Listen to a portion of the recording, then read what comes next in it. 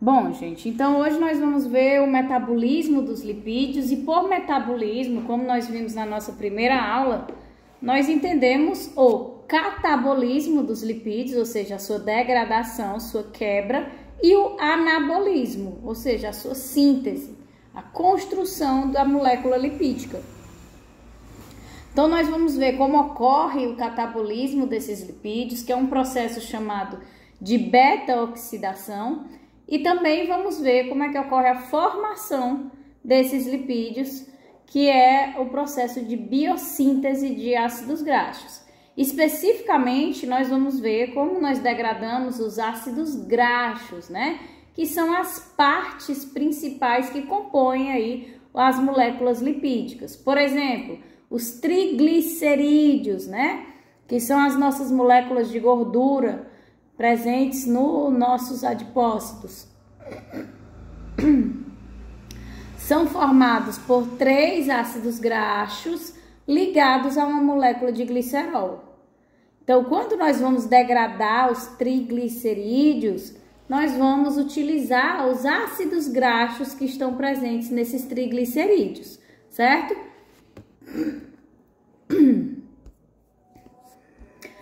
Então, como é que ocorre a degradação desses lipídios, né? Então, como eu já mencionei para vocês, a degradação dos lipídios ocorre por um processo chamado de oxidação dos ácidos graxos. É o processo chamado de beta-oxidação.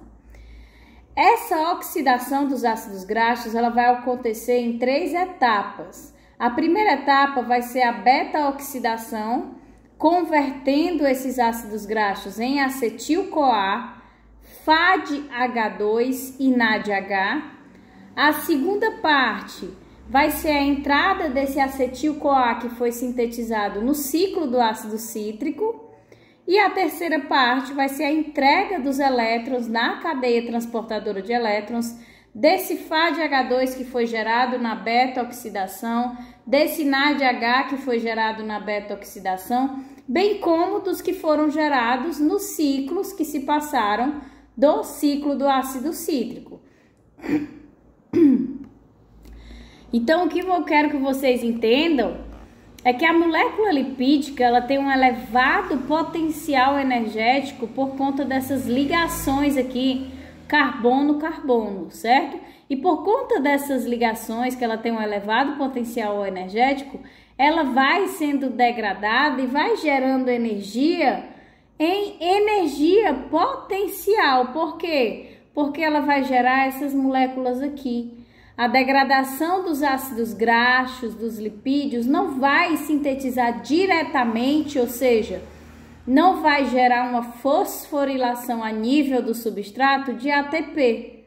Não, ela vai gerar energia indiretamente através da fosforilação oxidativa, que foi o que nós vimos na nossa última aula, que é quando chega lá os equivalentes redutores do NADH, do FADH2, ou seja, os elétrons, né, vão ser transportados na cadeia transportadora de elétrons e esse transporte impulsiona a síntese de ATP através lá da ATP sintase. Então, o que acontece é isso, ele vai sintetizar o acetil-CoA nesse processo de beta-oxidação. O acetil-CoA, vocês já sabem que entra no ciclo do ácido cítrico também gerando energia, gera o ATP diretamente, né, ATP ou GTP, gera 3 NADHs e gera um FADH2. Então, a cada ciclo que se passar do acetil-CoA a partir desse lipídio, a gente vai ter a produção aqui de NADH, de FADH2. Da mesma forma que ao mesmo tempo que ele está produzindo acetil-CoA nessa beta-oxidação, ele também está produzindo o NADH e o FADH2. Então, quando nós degradamos, né, decompomos os ácidos graxos, a gente obtém uma grande carga energética através dos elétrons que ficam ali contidos nessas moléculas carreadoras de elétrons. E aí eles têm um elevado potencial energético que quando entra na cadeia transportadora de elétrons consegue impulsionar a síntese de energia. Então, como a gente já viu, são os 3 passos, né? Primeiro é a beta-oxidação, segundo é o ciclo do ácido cítrico para os acetil-CoAs que foram gerados na beta-oxidação. E o terceiro é a cadeia transportadora de elétrons. Vocês já viram o ciclo do ácido cítrico, já sabem como ele funciona, o que ele gera. Vocês já viram a cadeia transportadora de elétrons, já sabem como funciona e o que ela gera. Então, hoje vocês vão ver apenas o processo de beta-oxidação, que é a primeira fase da degradação do catabolismo desses ácidos graxos. Então, a beta-oxidação ela consiste de 4 passos. No primeiro, uma enzima chamada acil-CoA desidrogenase introduz uma ligação dupla entre o carbono alfa e o carbono beta, gerando uma molécula trans-enoil-CoA, que vai ter uma dupla ligação trans, certo? Esses detalhes não são importantes que vocês compreendam, certo?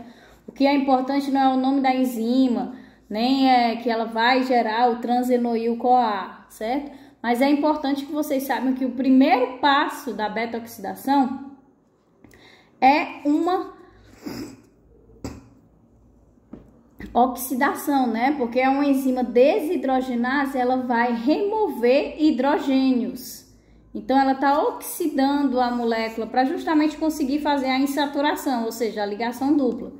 Então, a primeira reação vai ser uma oxidação para que se forme uma ligação dupla. O segundo passo dessa beta-oxidação qual é? Essa enzima chamada enoil-CoA hidratase vai catalisar a hidrólise dessa ligação dupla, entregando, né, dessa hidrólise, dessa água que vai ser adicionada, um hidrogênio ao carbono alfa e uma hidroxila ao carbono beta, formando uma molécula chamada de hidroacil-CoA. Então, do segundo passo, o que é que vocês precisam compreender? Que ocorre uma hidratação, certo? A adição de uma molécula de água. No terceiro passo, a enzima hidroxiacil-CoA desidrogenase, ou seja, mais uma vez uma desidrogenase que vai remover hidrogênios, né? Vai oxidar a molécula. Catalisa a transferência do hidrogênio da hidroxila do carbono beta e o outro hidrogênio do carbono beta para um NAD+, gerando o NADH. Uma ligação dupla do carbono beta com o oxigênio e uma molécula chamada cetoacetil-CoA é formada. Então, da terceira etapa, o que é que vocês precisam saber? Que ocorre mais uma vez um processo de desidrogenação, né? Essa molécula ela vai ser oxigenada mais uma vez. E esse poder oxidante ele vai vir de onde? Do NAD+, né? Do NAD oxidado.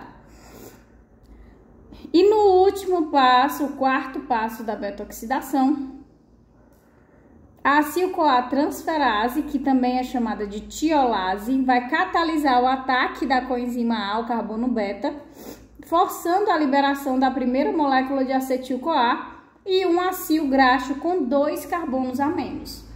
Então, é importante que vocês saibam que a molécula lipídica, o ácido graxo, ele vai ser degradado de 2 em 2 carbonos. Ou seja, a cada ciclo desses 4 passos da beta-oxidação, um acetil-CoA é liberado. O acetil, vocês já sabem, vocês viram em aulas anteriores, que ele possui 2 carbonos.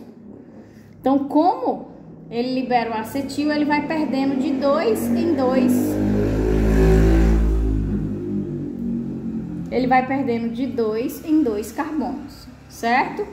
Então, se isso está acontecendo, fica óbvio que a cada ciclo do processo de beta-oxidação, uma molécula de acetil-CoA é gerada e a outra molécula que fica remanescente vai ser um acil graxo com 2 carbonos a menos, obviamente.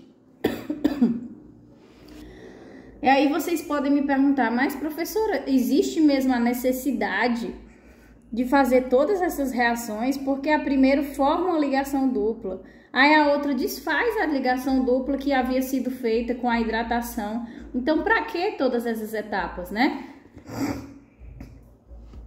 Então, a necessidade de se formar essas moléculas, esses intermediários no processo de beta-oxidação é tornar menos estável a ligação carbono-carbono entre o carbono alfa e o carbono beta. Então, a cada ciclo da beta-oxidação gasta um FAD, um NAD, uma água e uma coenzima A, né? Porque no final, esses dois carbonos que vão ser extraídos da molécula lipídica, eles vão ser ligados a uma molécula de coenzima A para justamente conseguir formar o acetil-CoA e não apenas o acetil. Então, para vocês saberem quantos ciclos de beta-oxidação vão acontecer para determinada molécula de ácido graxo, é só vocês saberem quantos carbonos esse ácido graxo possui.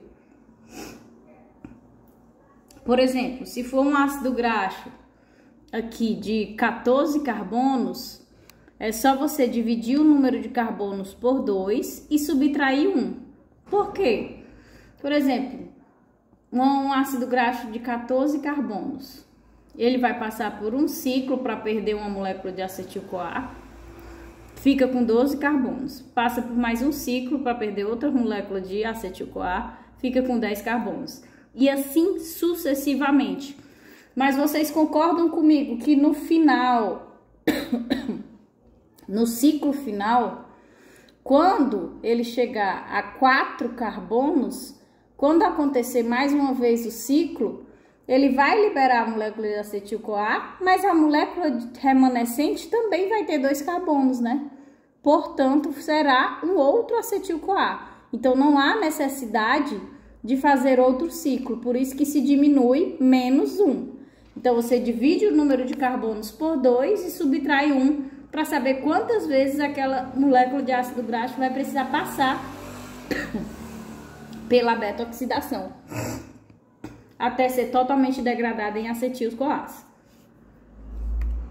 Então, aqui é o resuminho, né, das 4 reações, dos 4 passos da beta-oxidação. Nós temos aqui um ácido graxo, aqui o palmitato, né, com 16 carbonos. Nós temos aqui o carbono alfa. O carbono alfa, lembrem-se da química, é aquele que se liga ao carbono do grupo, né? Do grupo que vai ser responsável pelo tipo de molécula, né?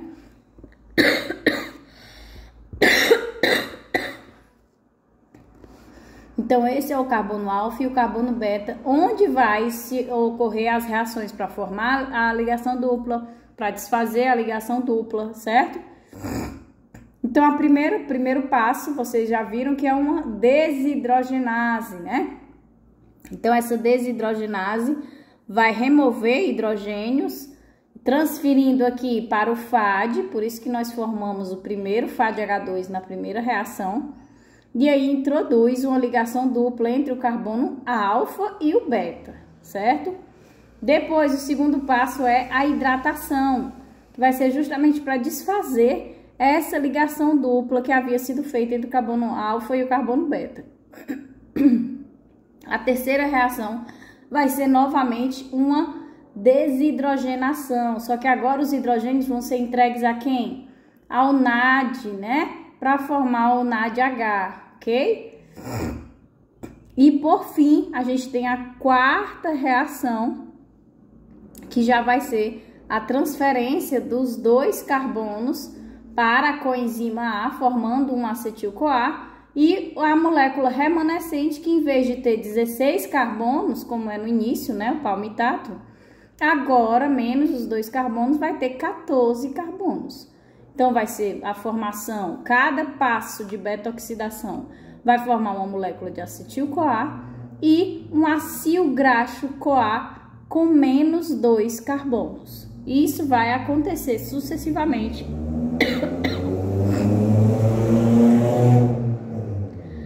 até nós conseguirmos degradar todo esse ácido graxo de 2 em 2 carbonos, certo?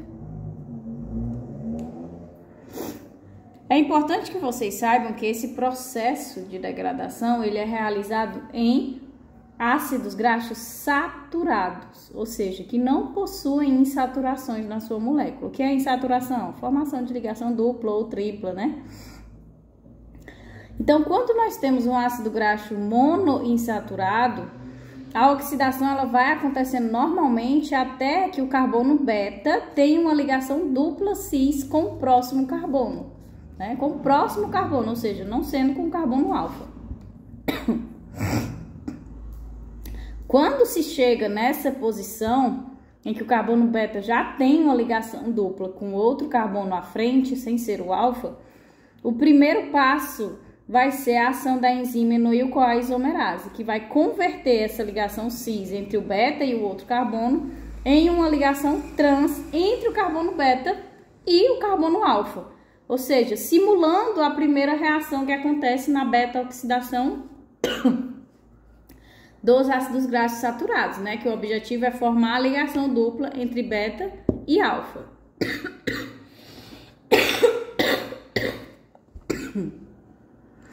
Daí, obviamente, formou a ligação dupla, se prossegue o segundo passo, o terceiro passo e o quarto passo normalmente, certo? Então, o que vai mudar é só quando chega aqui, ó, cortou, acetil-CoA. Aí aqui é o carbono alfa, aqui é o carbono beta. Quando se chega à insaturação do carbono beta com o outro carbono, vai se proceder, né, a transformação dessa ligação cis entre o carbono beta e o outro carbono em uma ligação trans entre o carbono beta e o carbono alfa.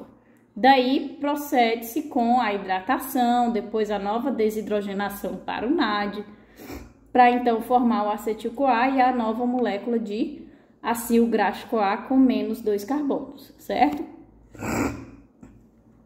É importante que vocês saibam que também existem moléculas que são poliinsaturadas, né? Que possuem várias insaturações e não apenas uma. Só que é muito complexo, então eu não vou entrar em detalhes aqui para vocês, certo?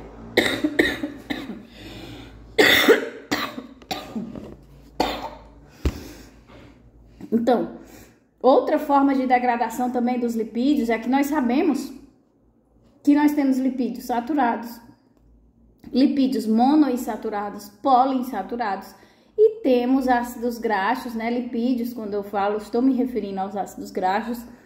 E temos ácidos graxos que possuem uma quantidade ímpar de carbonos, né? Então, vocês concordam comigo que quando chega naquela fase final, em que se espera ter 4 carbonos, e aí quando ocorre a beta-oxidação já se separa em 2 acetil-CoAs, quando se tem uma molécula de ácido graxo ímpar, isso não vai acontecer, né? No final, nós vamos ter 5 carbonos. Então, no ácido graxo de cadeia ímpar, a gente segue os 4 passos normais, né, da beta-oxidação, mas no último ciclo, a gente vai gerar um acetil-CoA e uma molécula de 3 carbonos chamada propionil-CoA. Esse propionil-CoA ele vai ser carboxilado para formar um estereoisômero da demetilmalonil-CoA através dessa enzima carboxilase e outra enzima metilmalonil-CoA epimerase vai converter esse D-metilmalonil-CoA em L-metilmalonil-CoA. Essa L-metilmalonil-CoA pode sofrer um rearranjo, né, catalisado pela metilmalonil-CoA mutase para formar o succinil-CoA, ou seja, os acetis vão entrar normalmente no ciclo do ácido cítrico, o que foi gerado, e o propionil, após passar por todas essas etapas, vai entrar no ciclo do ácido cítrico como succinil-CoA. E lembrando lá das 8 reações do ciclo do ácido cítrico, o succinil-CoA ele entra em que etapa, né? Ele entra lá para o final, então ele só vai gerar um FADH2, um NADH e um GTP, certo? Ele entra ali na metade. Então, em vez, vocês sabem que cada ciclo do ácido cítrico gera 3 NADs, um FAD e um GTP ou ATP. Então, no caso, em vez de entrar como acetil, entrando como succinil-CoA, que é o que acontece para o propionil, a gente vai ter que ele só vai gerar um FAD, um NAD e um GTP ou ATP, certo? Então, o que muda é só a quantidade de energia que vai se gerar a partir do ácido graxo ímpar, de cadeia de carbonos ímpar. Então, observem aí, né? Nós temos a molécula de propionil-CoA, que foi o remanescente da degradação desse ácido graxo de cadeia ímpar, tem 3 carbonos. Ele vai passar por um processo de carboxilação, né? Um CO2 vai ser adicionado a ele no formato de HCO3-, que também precisa da degradação de uma molécula de ATP. E aí, depois, a gente vai passar por uma série de reações, como vocês viram, a epimerase, depois a mutase, para que ele se converta de D-metilmalonil para L-metilmalonil, que pode ser convertido em succinil-CoA, para que esse succinil-CoA entre ali no ciclo do ácido cítrico e possa gerar pelo menos minimamente alguma fonte de energia, né? Que é um FAD, um NAD e um GTP. Tem uma informação muito importante do ponto de vista da degradação dos ácidos graxos, que é o quê? Nós estamos vendo que, né, dá para vocês deduzirem que, de fato, a degradação de uma molécula de lipídio, né, ou seja, a degradação das gorduras, ela vai gerar muita energia, né? Porque um único ácido graxo não é nem os 3 ácidos graxos que formam, por exemplo, um triglicerídeo, né? Então, é uma molécula de ácido graxo, ela tendo aí seus 16 carbonos, ela vai dar origem a 8 acetil-CoAs. Então, são 8 ciclos do ácido cítrico, né? Que vão passar. Então, vai multiplicar aí 8 vezes 3 NADs. Então, a gente vai ter a formação de 24 NADHs. Vamos ter aí 8 FADH2, vamos ter 8 GTP ou ATPs. Então, multiplique esses 8 FADH2 por 1,5, né? Depois multiplique os 24 NADHs por 2,5, que é a quantidade de ATPs que essas moléculas geram. Então, vocês veem que com um único ácido graxo, a gente consegue produzir uma quantidade de energia muito elevada, certo? E esse processo, ele acontece ali na mitocôndria, né? Esse processo de degradação dos lipídios, ele acontece na mitocôndria. Por quê? Porque as moléculas que vão ser produzidas, que têm um potencial energético, o NAD, o FAD, precisam, para fornecer essa energia, entregar os seus elétrons na cadeia transportadora de elétrons. E vocês já sabem que a cadeia transportadora de elétrons, ela tá onde? Tá dentro da mitocôndria, nas cristas mitocondriais, né? Ali na membrana interna. Então, ele precisa entrar na mitocôndria para que tenha contato com essa CTE, com essa cadeia transportadora de elétrons. Então, tem um detalhe muito importante desse ponto. Por quê? Porque os lipídios, nós estamos aqui, né, no processo de digestão, ingerindo a gordura. Aí essa gordura, ela vai passar pela digestão, né? Vai ser emulsificada com sais biliares ali no duodeno. Então, vai passar por todo o processo de emulsificação, digestão pelas lipases, para que se liberem os ácidos graxos e eles possam aí circular na nossa corrente sanguínea e chegar às nossas células. Então, esses ácidos graxos, eles chegam às células e eles têm que entrar nas células e ir para dentro da mitocôndria. Dependendo do tamanho desse ácido graxo, ele não consegue atravessar a membrana interna da mitocôndria. Ele atravessa a membrana externa, consegue se difundir pela membrana externa, mas pela interna não. E qual é esse tamanho? os ácidos graxos com mais de 14 carbonos não atravessam a membrana interna.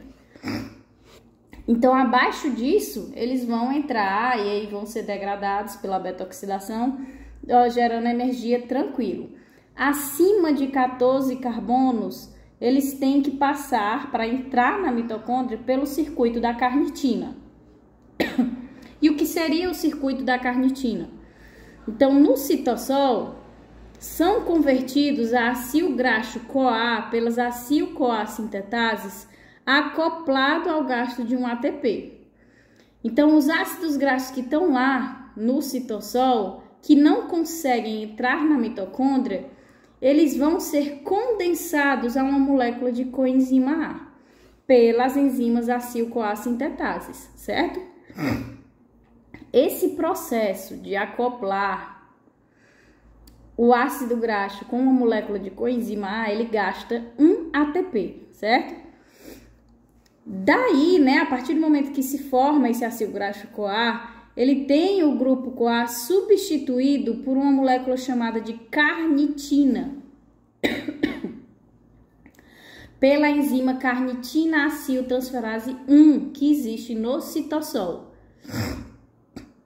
ou até mesmo no próprio espaço intermembranar ali da mitocôndria, certo?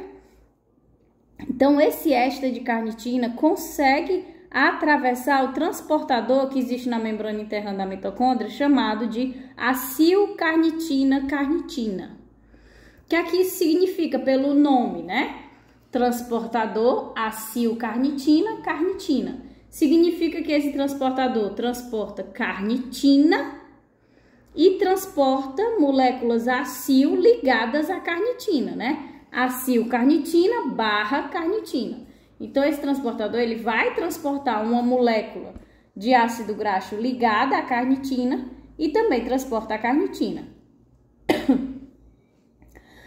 Então, esse acilcarnitina, né, que teve seu grupo CoA substituído pela carnitina, ele consegue atravessar esse transportador e vai para a matriz mitocondrial.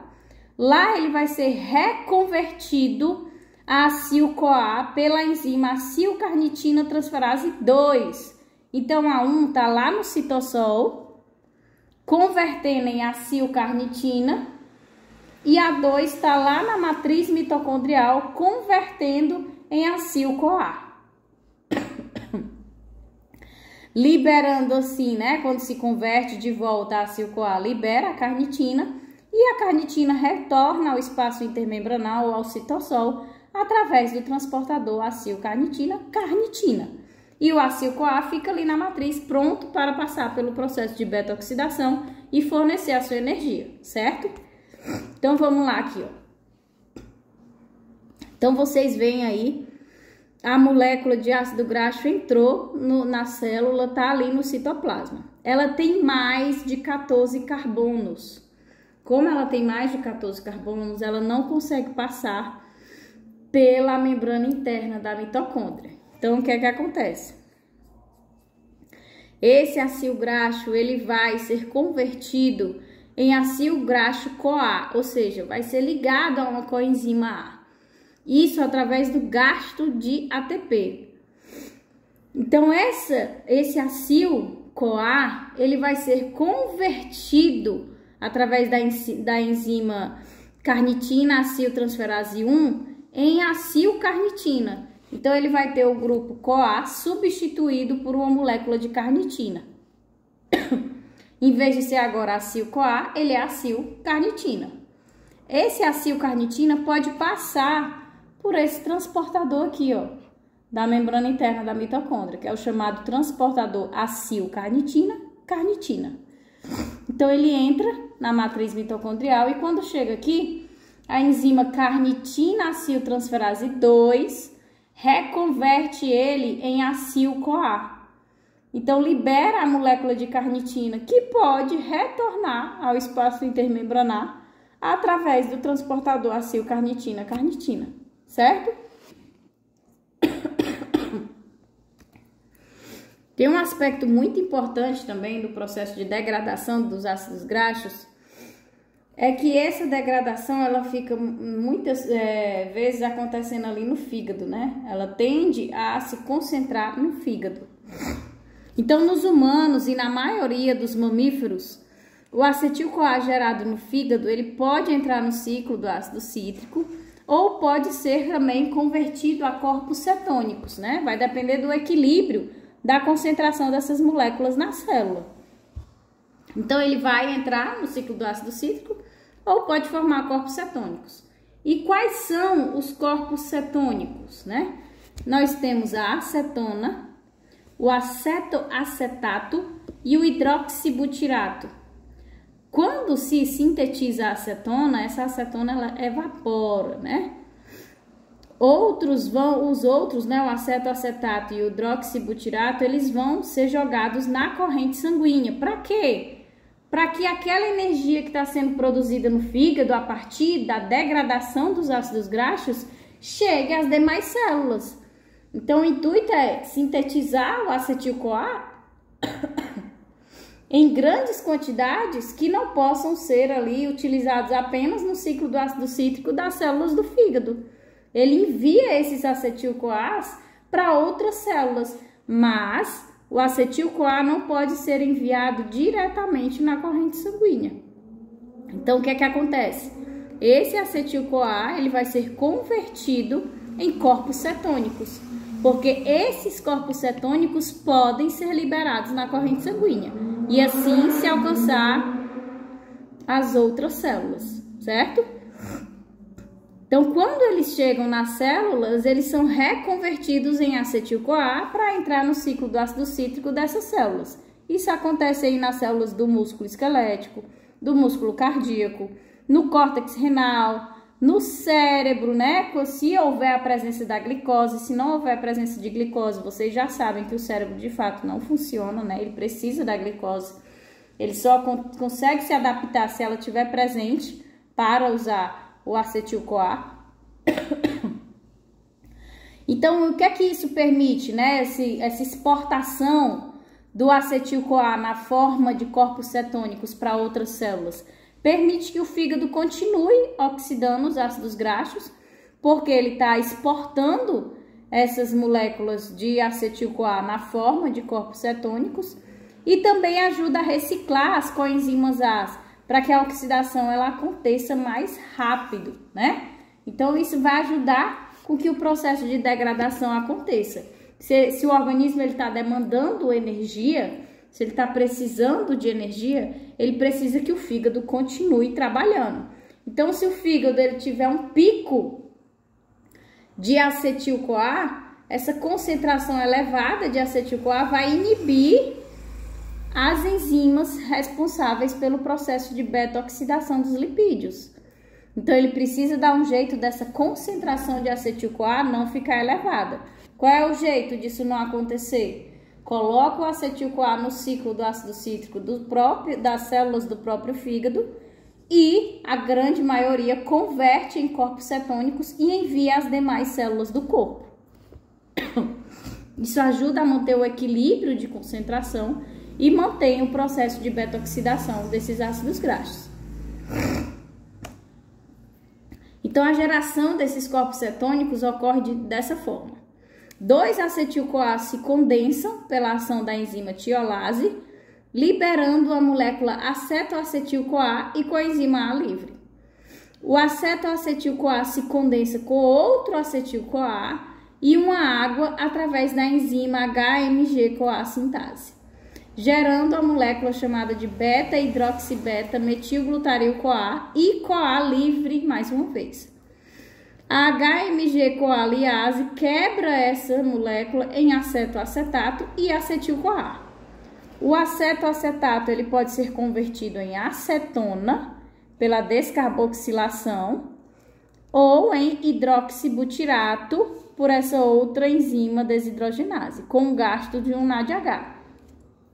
Então, perceba, a gente já vê o processo de reciclagem da coenzima A na síntese do primeiro corpo cetônico, né?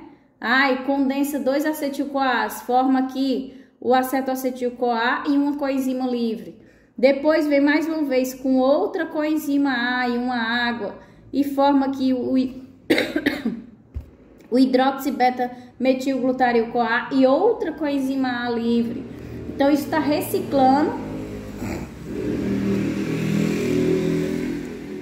Está reciclando as coenzimas A para que a gente consiga ir formando os acetil-CoAs a partir da beta-oxidação dos ácidos graxos, que a gente sabe que no quarto passo da beta-oxidação nós temos que condensar uma coenzima A com 2 carbonos dessa molécula de ácido graxo, que vai ser puxado, né, quebrado para formar um acetil.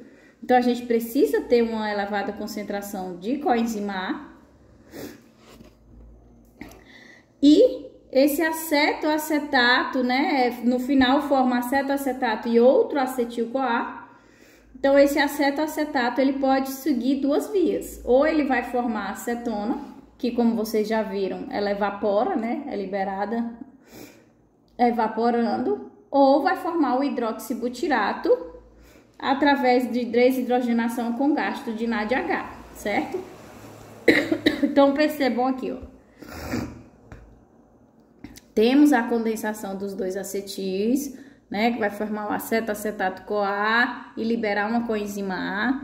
Depois, com mais um acetil-CoA, vai formar essa molécula aqui de nome grande, coenzima A, e libera outra coenzima A.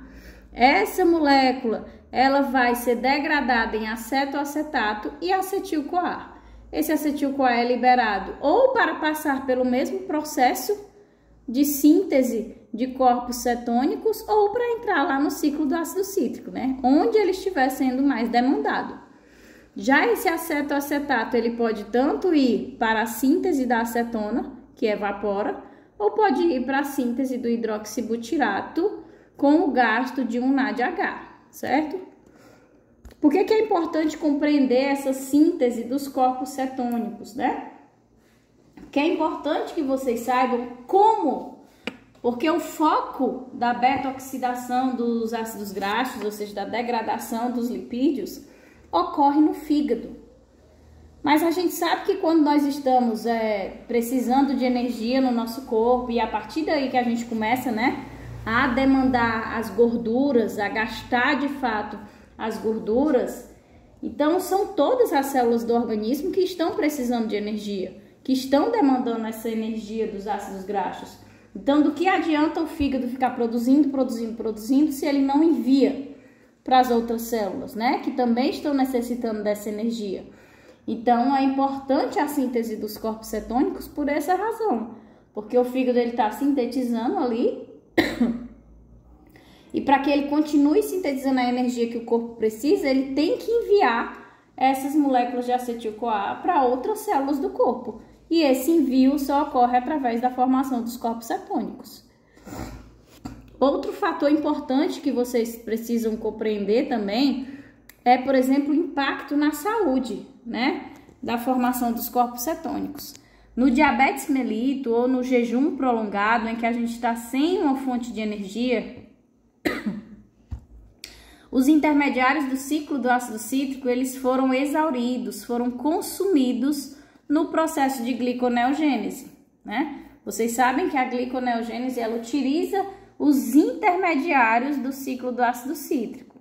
Se vocês pegarem as reações lá da gliconeogênese, vocês vão ver que nós temos os intermediários do ciclo do ácido cítrico.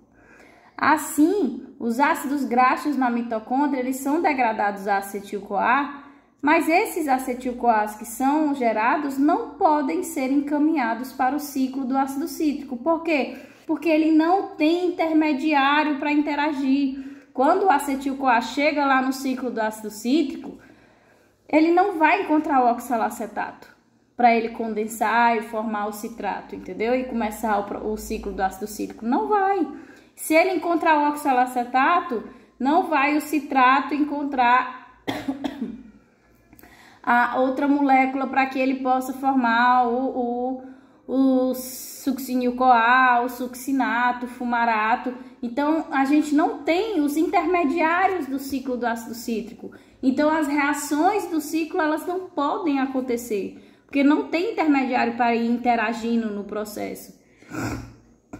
Então, esses acetil-CoAs, eles se acumulam quando eles estão sendo degradados e a gente não tem uma fonte de energia. Desculpa, gente. E aí, esses acetil-CoAs, eles são totalmente direcionados à síntese dos corpos cetônicos. Esses corpos cetônicos são liberados em excesso na corrente sanguínea. Isso gera uma queda no pH e assim uma acidose ou cetoacidose, tanto da urina quanto do sangue. E isso pode levar a danos irreversíveis, ao coma e à morte. Nós sabemos que todo o processo metabólico do organismo, ele depende de um determinado pH. Quando nós temos a alteração desse pH, a gente altera todo o processo metabólico do organismo. Por isso que os danos, eles podem ser irreversíveis. Professora, mas a senhora acabou de falar que quando o fígado está lá sintetizando, né, degradando os ácidos graxos, ele vai sintetizar acetil-CoA, parte do acetil-CoA vai para o ciclo do ácido cítrico, parte vai ser convertida em corpos cetônicos que podem ser liberados na corrente sanguínea para alcançar as outras células do corpo. Sim, exatamente, mas percebam, isso em quantidades ideais, em quantidades homeostáticas. Outra coisa é quando a gente não tem os precursores do ciclo do ácido cítrico e todo o acetil-CoA, ele não vai nenhuma partezinha para o ciclo do ácido cítrico. Todo ele vai para a síntese dos corpos cetônicos. Então, a quantidade de corpos cetônicos que é liberada na corrente sanguínea é muito elevada. Não é uma quantidade normal, né? Que não vai causar alterações graves. Vai ser uma quantidade que vai causar muitas alterações graves. Até mesmo, né, não nessas condições tão extremas, mas quando a gente passa muito tempo sem comer, né? E aí a gente acaba produzindo esses corpos cetônicos, porque a gente inicia o processo de exaustão dos intermediários do ciclo do ácido cítrico, e muitos desses corpos cetônicos são convertidos em acetona. E aí é por isso que a pessoa que passa muito tempo sem comer fica com aquele hálito desagradável, né, cetônico, que é justamente a acetona evaporando pelo orifício, né, que é a cavidade oral, que aí ele vai sendo liberada a acetona e vai causando aquele desconforto, né, em quem tá sentindo aquele cheiro por conta da pessoa passar o dia inteiro sem comer, certo? Isso quando não causa danos irreversíveis, que é quando isso perdura por muito tempo, certo? Então vamos lá, partindo para a síntese desses lipídios agora. Então, os lipídios, ele tem como principais funções o armazenamento de energia e também serem os componentes essenciais das membranas celulares, né, da membrana plasmática. Além disso, a gente sabe que os lipídios podem atuar como cofatores, como pigmentos, como detergentes, como hormônios, mensageiros, né, âncoras lipídicas na membrana. Então, para eles serem sintetizados, eles vão requerer ATP e NADPH. A biossíntese dos ácidos graxos não é a inversão da oxidação, certo? Não vai ser fazer o inverso das 4 reações da beta-oxidação, não. Ela requer outras enzimas, outro compartimento. Recordem que a degradação dos ácidos graxos, ela acontece dentro da mitocôndria. Vocês vão ver que a síntese não, ela acontece no citossol, certo? Vão precisar de outro intermediário, não vai ser o acetil-CoA. A gente viu que o processo de beta-oxidação vai gerando moléculas de acetil-CoA. E no caso da síntese, não vai ser usado o acetil-CoA para sintetizar o ácido graxo. Ele vai usar aí uma molécula chamada de malonil-CoA, certo?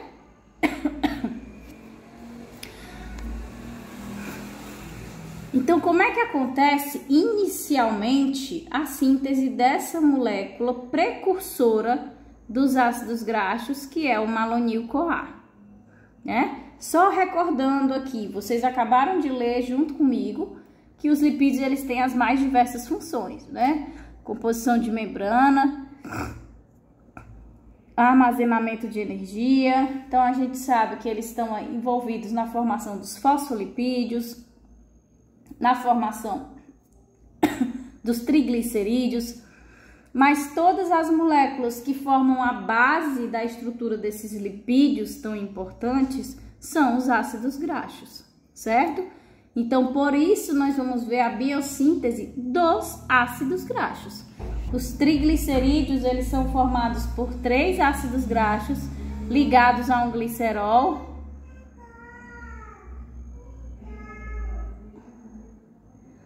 Os triglicerídeos são formados por 3 ácidos graxos ligados ao glicerol, enquanto os fosfolipídios têm ali os 2 ácidos graxos ligados e um grupo fosfato ligado ao glicerol, né? Nós temos os esfingolipídios, que tem a esfingosina, né? Ligada aos ácidos graxos. Então, a base da composição de todos os lipídios é os ácidos graxos. Por isso, nós vamos ver como eles são formados, certo? Então, retornando, a base da formação desses ácidos graxos vai ser justamente uma molécula chamada de malonil-CoA. E como é que ocorre a síntese do malonil-CoA?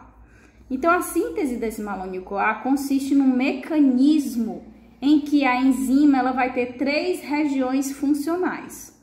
Uma vai consistir na chamada biotina carboxilase. O segundo vai ser a proteína carreadora de biotina. E o terceiro vai ser a enzima transcarboxilase, certo?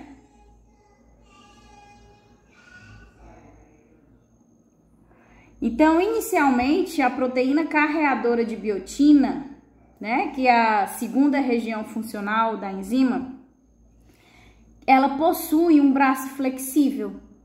E esse braço flexível da proteína carreadora de biotina, inicialmente, vai estar interagindo com a enzima biotina carboxilase. Aí ocorre a ligação de uma molécula de gás carbônico, um CO2, com gasto de um ATP.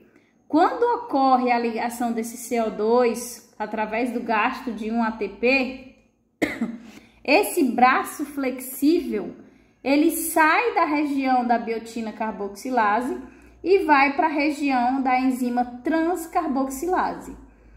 Quando esse braço se liga na região da transcarboxilase, vai se ligar também uma molécula de acetil-CoA, e aí ela transfere o CO2 para o acetil-CoA, gerando uma molécula de 3 carbonos chamada de malonil-CoA. Então, observem. Aqui a estrutura, né, dessa enzima que catalisa a síntese do malonil-CoA. Então, observem aí que nós temos a primeira região, que é a biotina carboxilase, que está em azul. Temos a segunda região, que é a transcarboxilase, que está em cinza. E temos no centro, essa bolinha, a proteína carreadora de biotina. Então, essa proteína carreadora de biotina, como vocês observam aí na estrutura química, ela tem um braço, é como a gente pode chamar de um braço flexível. Inicialmente, na reação, esse braço flexível, ele está ligado na parte da biotina carboxilase. Então, nessa região da biotina carboxilase, ele vai se ligar a uma molécula de CO2 através do gasto de um ATP. Quando isso acontece, né, essa reação da ligação de uma molécula de CO2 é catalisada pela biotina carboxilase, né, como o próprio nome diz, carboxilase. Então, quando isso acontece, a ligação desse CO2 com o gasto de energia, esse braço flexível da proteína carreadora de biotina, ele vira para o outro lado, para o lado da transcarboxilase, que aí favorece a ligação do acetil-CoA e ela vai fazer o quê? Ela vai transferir esse CO2 da proteína carreadora de biotina para o acetil-CoA, gerando uma molécula de 3 carbonos, o chamado malonil-CoA, certo? Então, como as 3 regiões funcionais desse complexo aqui que faz a geração do malonil-CoA. Nós temos uma região que é uma carboxilase, ou seja, ela vai adicionar um gás carbônico. Nós temos uma região que é uma transcarboxilase, ela vai transferir uma molécula de gás carbônico. E temos uma região que tem um papel móvel, né? Ela tem um papel de receber uma molécula em um local e entregar essa molécula em outro local. Então, é assim que funciona o mecanismo dessa enzima, certo? Então, beleza, nós temos aqui a geração do malonil-CoA, que é a base da síntese dos ácidos graxos. Então, a biossíntese dos ácidos graxos é feita por 4 reações repetidas, catalisadas pela ácido graxo sintase, que a cada ciclo aumenta a cadeia em 2 carbonos, certo? Aí, a gente vê uma semelhança nesse ponto, né? Lá na beta-oxidação, na degradação, a gente também vai degradando o ácido graxo de 2 em 2 carbonos. Aqui na formação, na biossíntese, nós também vamos formando esse ácido graxo de 2 em 2 carbonos, certo? Então, as etapas do ciclo consistem numa condensação, depois uma redução, depois uma desidratação e então outra redução. Todas essas reduções são realizadas através do NADPH, certo? NADP. E existem 2 formas da enzima ácido graxo sintase, que realiza o processo de biossíntese dos ácidos graxos. Nós temos a forma 1, que está presente nos vertebrados e nos fungos, e temos a forma 2, que está presente nos vegetais e nas bactérias. A forma 1, que está presente em nós, né, ela catalisa a formação de uma cadeia saturada de no máximo 16 carbonos. E a do tipo 2, que está presente nos vegetais, já consegue formar cadeias maiores de 16 carbonos, consegue formar cadeias com insaturações e também com outras características. Ai, professora, essa informação é realmente relevante? Bom, é relevante quando você associa ao porquê nós temos que nos alimentar, né, de frutas e vegetais. Por quê, professora? Então, como vocês viram lá no primeiro slide da biossíntese, do anabolismo, os lipídios, eles têm funções hormonais, têm funções sinalizadoras, ou seja, processos que são essenciais ao metabolismo de qualquer organismo. Então, se eles têm esse papel, muitas vezes esses hormônios, né, esses sinalizadores, não são ácidos graxos saturados, muito menos que tenham até 16 carbonos. Então, nós precisamos obter esses ácidos graxos diferenciados da nossa dieta. Então, ômega 3, ômega 6, que possuem uma insaturação ali no carbono 3, que possuem uma insaturação no no carbono 6, tá entendendo? Então, esses que têm a insaturação, que tem mais de 16 carbonos, só são sintetizados pelos vegetais e pelas bactérias. Então, nós precisamos adquirir da dieta. Então, é por isso que é importante ter na alimentação a presença desses alimentos que vão nos fornecer esses compostos tão importantes. Isso sem falar dos dos aminoácidos essenciais, né? Que são aqueles que nós não sintetizamos, que a gente também obtém a partir da dieta vegetal. Então, é importante adicionar isso na nossa dieta. Quando a gente coloca assim, que é porque nós não temos a enzima que produz isso, fica mais fácil de compreender por que nós precisamos ter uma dieta balanceada, né? Uma dieta equilibrada. Então, vamos lá. Na biossíntese dos lipídios, nós temos uma molécula muito importante nesse processo, que é a molécula chamada de proteína transportadora de grupos acila, que a gente chama de ACP, certo? Pela sigla ACP. Então, essa ACP é que mantém o sistema multienzimático da ácido graxo sintase unido. através do grupo fosfopanteína. E o que é esse grupo fosfopanteína? É um braço flexível que segura a cadeia que está sendo construída, a cadeia que está em crescimento, e transporta os intermediários para as suas enzimas de atuação. Vocês vão já ver na imagem que a ácido graxo sintase, ela possui 5 subdivisões, certo? Então, essas 5 subdivisões é porque são 5 enzimas diferentes no mesmo grupo, certo? Então, a ácido graxo sintase é um complexo enzimático formado por 5 enzimas. Então, cada enzima vai desempenhar, cada uma das 5 vai desempenhar um papel. Então, a ACP, com esse braço flexível, é que tem o papel de ir transportando os intermediários de enzima a enzima dentro do complexo da ácido graxo sintase para que se chegue ao produto final. Então, para iniciar a biossíntese do ácido graxo, primeiro,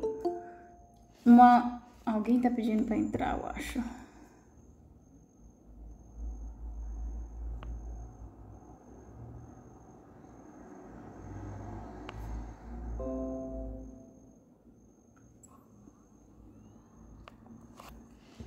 Então, para iniciar a síntese do ácido graxo, primeiro, uma molécula de acetil-CoA é transferida ao ACP pela malonil acetil-CoA ACP transferase, que é chamada de MAT. Ou seja, pelo próprio nome da enzima, a gente já vê que ela transfere grupos de acetil ou grupos de malonil para o ACP, certo? Então, o primeiro passo é que o acetil-CoA seja ligado à ACP. Esse acetil-CoA que foi ligado à ACP, ele vai ser transferido para a primeira enzima do complexo da ácido graxo sintase, que é a enzima KS, certo? Então, a ACP vai lá, pega o acetil-CoA e transfere ele para a enzima KS, deixando o acetil ligado a KS e a ACP fica livre novamente. Então, o malonil-CoA, que a gente acabou de ver como é sintetizado, né? O malonil-CoA vai ser ligado pela MAT também, porque ela transfere tanto acetil como malonil para a ACP. Então, a MAT vai lá e transfere um grupo malonil para a ACP, certo?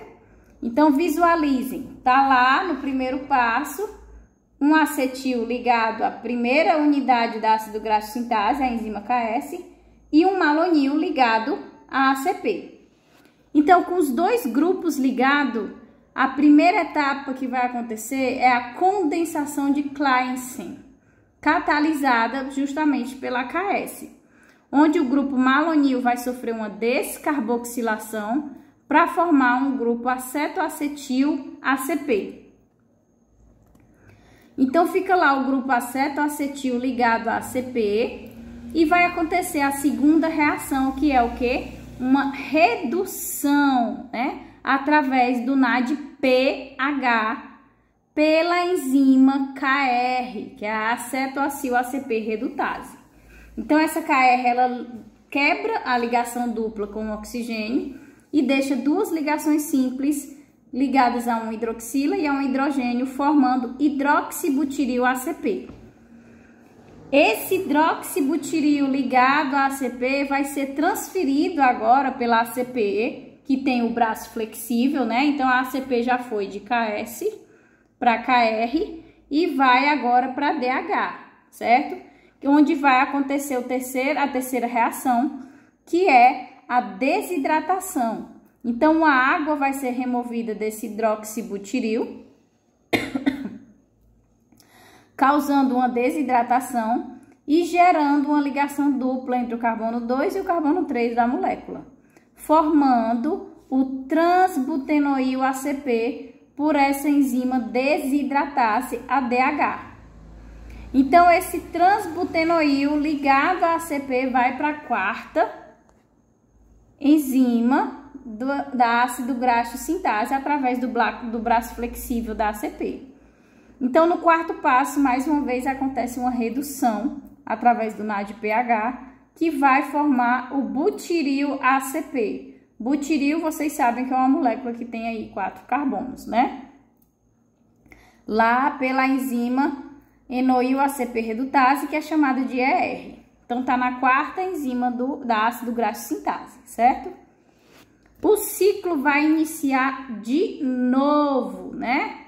Só que em vez de uma molécula de acetil-CoA se ligar ao ACP para depois ser transferida a KS, o próprio grupo que foi formado, que grupo que foi formado no final do primeiro ciclo? O butiril, né?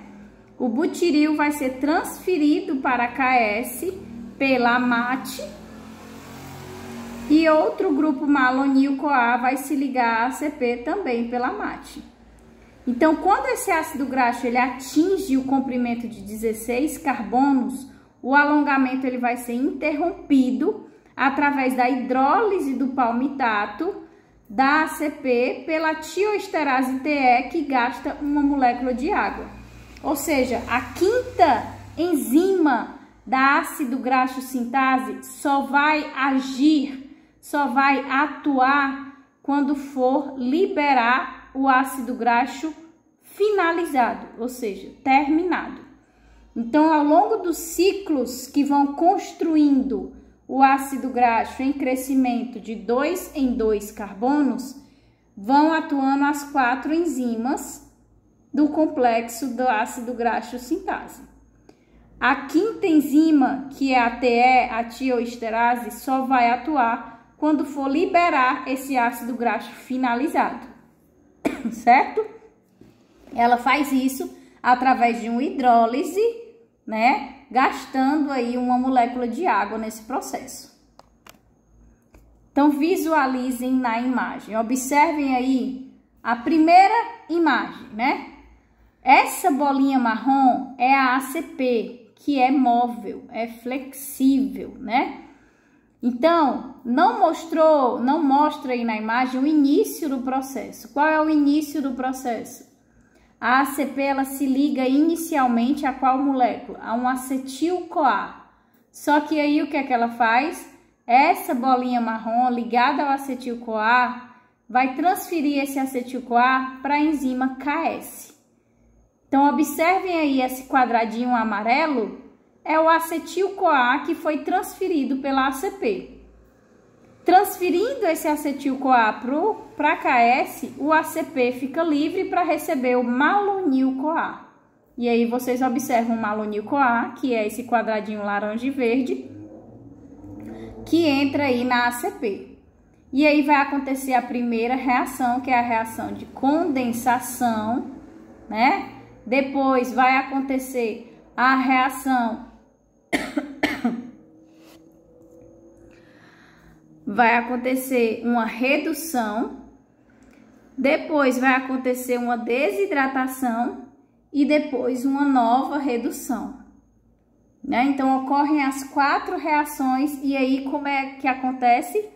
O ACP, que está ligado ao butiril que foi formado após essas 4 reações, ele transfere esse grupo butiril. Grupo butiril é o quê? Vocês devem lembrar da química, né? Butiril é uma molécula aí que tem esses 4 carbonos e esse grupamento aí ligado, ligação dupla com oxigênio, certo? Então, ele transfere o butiril para KS, ficando livre para receber quem? Uma nova molécula de malonil-CoA, que agora está representada pelo quadradinho azul e o verde. Então, acontece mais uma vez as 4 reações e aí nós temos o aumento de 2 carbonos. Então, mais uma vez o ACP transfere a molécula de 6 carbonos para o KS, recebendo uma nova molécula de malonil-CoA e vai acontecendo ciclicamente a adição de 2 em 2 carbonos até se chegar à formação final da molécula do ácido graxo. Aqui, especificamente, uma molécula de palmitato. E aí, o que é que nós observamos? Isso foi acontecendo aqui ao longo da ácido graxo sintase. Aqui na figura está representado 1, 2, 3, 4, 5. 5 divisões nesse cilindro cinza, né? Essa primeira divisão é justamente a KS, né? Que vai fazer o processo de condensação do que está ligado a ela com o malonil-CoA. O segundo passo é uma redução através do NADPH, que vai ser já a enzima KR. O terceiro passo vai ser uma desidratação, que vai ser a enzima DH. E o quarto passo vai ser outra redução, que vai ser a enzima ER, certo? Todos esses ciclos que foram acontecendo para essa molécula ir crescendo até aqui, foram sendo usadas a catálise dessas 4 enzimas: condensação, redução, desidratação, redução. Quando se chegou ao comprimento limite de 16 carbonos, finalmente essa quinta enzima, que é a TE, ela pôde atuar liberando a molécula de palmitato, a molécula de 16 carbonos, através de um processo de hidrólise. Então, aqui na figura não está demonstrado para facilitar a visualização, mas esse processo ele vai acontecendo com essa bolinha marrom aqui, que é a ACP, andando, né, com o seu braço flexível entre KS, entre KR, entre DH, entre ER, né? Então, ele vai transferindo os grupos para que as reações possam ir acontecendo sequencialmente. Quando termina, ela pega mais uma vez o seu braço flexível, joga a molécula que foi formada aqui em KS e recebe outro malonil-CoA. Quando a molécula está completa, ele joga aqui em TE para que ele faça a hidrólise e libere a molécula.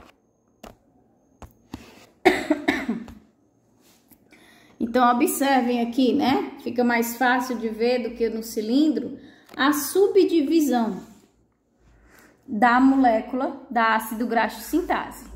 Então, vocês veem aí a ACP ligada a KR, em seguida vem ER, em seguida vem a DH, depois vem a KS e depois vem a TE, certo? Então, inicialmente, um acetil-CoA entra aí, ó, no quadradinho amarelo, e ele se liga ao ACP. E o que é que o ACP faz? Ele transfere esse acetil-CoA para a KS, certo? Ficando livre para receber quem? O malonil-CoA, que é esse quadradinho verde e laranja. Então, beleza. Os grupos foram adicionados, né? Os precursores estão presentes. Então, pode acontecer a primeira reação, que é catalisada pela KS, que é a reação de condensação. Então, se condensa, né, esses dois grupos. Então, ocorre aí a condensação. Depois disso, o ACP transfere esse grupo que foi formado com 4 carbonos para a enzima KR, né, que é a primeira que faz a redução através do NADPH. Então, acontece o processo de redução, o ACP transfere o grupo agora de KR para DH, para que ocorra a desidrogenação. E aí, vocês estão vendo a marcação, né, das enzimas. Então, primeiro está em KS, que está em laranja. Depois, o ACP transfere de KS para KR, que está em amarelo. Depois, o ACP transfere o grupo que está sendo formado de KR para DH. E depois que ocorre a desidratação, o ACP transfere o grupo para ER, para que ocorra a redução, a última etapa, formando o grupo butiril, ACP. O ACP, então, transfere o grupo butiril para KS novamente. e ele ficando livre, ele pode receber quem? Pode receber uma nova molécula de malonil-CoA, por isso que tem a setinha pontilhada aí, indicando novamente para o ACP se ligando a outra molécula de malonil-CoA. Então, o ciclo vai se repetindo e se repetindo até o momento em que a sequência atinge 16 carbonos. Obviamente, nós estamos nos referindo aqui a ácido graxo sintetase do tipo 1, né? Que existe em vertebrados, né? Em nós e nos fungos, que não vai sintetizar um ácido graxo com mais de 16 carbonos, nem um ácido graxo insaturado. O limite dele é 16 carbonos saturados, certo? Então, ele vai sintetizar até 16 carbonos e quando chegar ao comprimento de 16 carbonos, a ACP vai pegar esse grupo palmitato e vai transferir agora para a TE. Porque lá na TE ela vai catalisar a hidrólise desse grupo, liberando o palmitato através de um processo hidrolítico com a adição de uma molécula de água.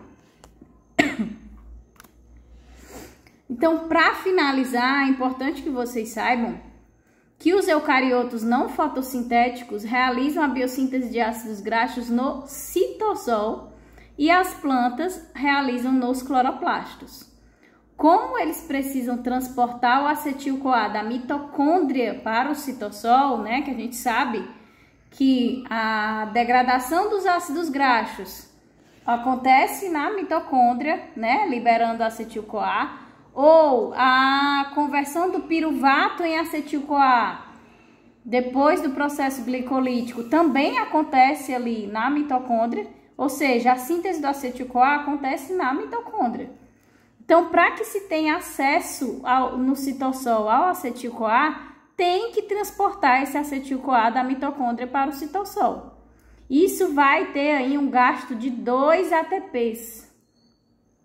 Então, para cada acetil transportado para o citossol, 2 ATPs são gastos. Pegando como exemplo o palmitato, que tem 16 carbonos, são 8 acetis que têm que ser transferidos para o citossol, né? Duas vezes, o acetil tem 2 carbonos, é uma molécula de 16 carbonos, 2 vezes 8, 16, né? Então, são 8 acetis que tem que ir para o citossol. Como a cada um se gasta 2 ATPs, 2 vezes 8 se gastam 16 ATPs para levar 8 acetis para o citossol. Além disso, a gente tem que adicionar o gasto de 7 ATPs para transformar o malonil, os acetil-CoAs em malonil, né? Recordem lá da primeira parte da biossíntese, que é como acontece a síntese do malonil-CoA, que é a carboxilação, né? Com aquele braço de biotina que vai de um para o outro com o gasto de 1 ATP. Professor, e por que são 7 gastos?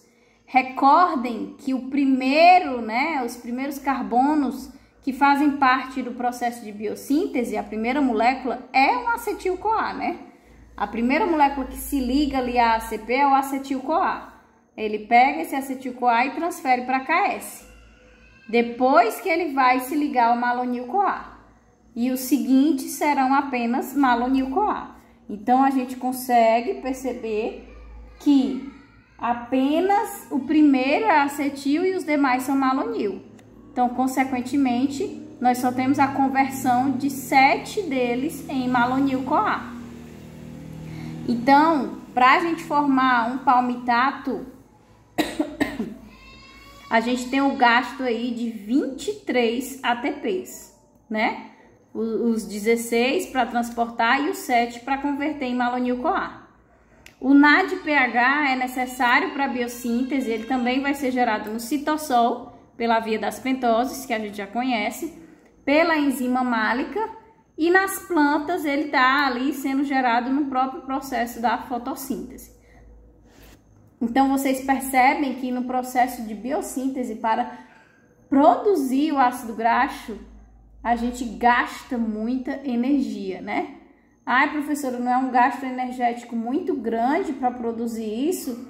Não, porque se nós estamos gerando muitos ácidos graxos e a maioria deles vai ali para a produção de triglicerídeos, né? Para formar as moléculas de gordura nos adipócitos, nós podemos deduzir que nós estamos com abundância energética, né? Então, a gente está com abundância energética, estamos supridos completamente de energia.